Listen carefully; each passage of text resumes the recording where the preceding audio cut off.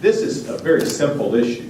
The statistics are staggering, and they're the same for each state relevant to our populations. In Tennessee, it's about $1.2 billion. It's about 240,000 people. But the statistics show people will die if Medicaid is not extended, and that people won't get health care. They won't know about illnesses early. And it's estimated, give or take, 600 or 700 people in Tennessee will lose their lives. I think the average state, I think I read, was 1,800 people will lose their lives in the states that don't expand Medicaid.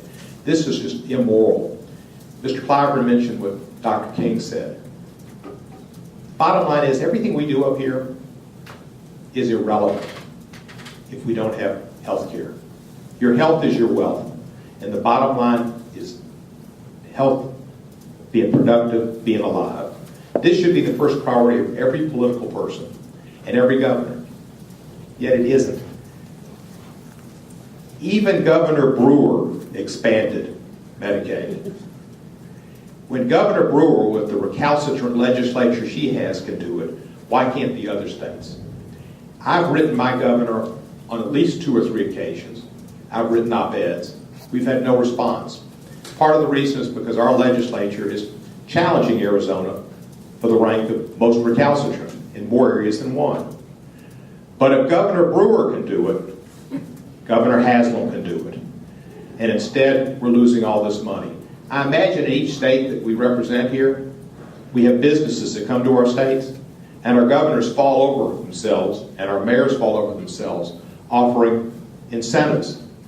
Mike, I'm sure in Maine, if there was a business wanted to come to your state, and I guess you're talking, what, $600 billion or so in Maine, and offer a $600 billion economic boost, what do you think your governor would tell him he'd do in the way of building roads, giving him tax breaks, some payment in lieu of taxes, or some incentive?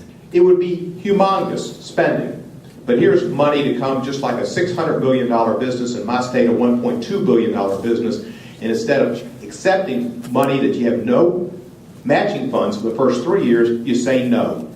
You offer no incentive and you say no. So this is immoral, and I think it's interesting. There are states that are beyond the southern Dixie Dozen, or whatever we are, but it's ironic that the states that were under the classification of being suspect under the old voting rights, that they have not expanded Medicaid. There's a consistency there, and it's sad that 150 years or more after the Civil War, those states are still in rebellion.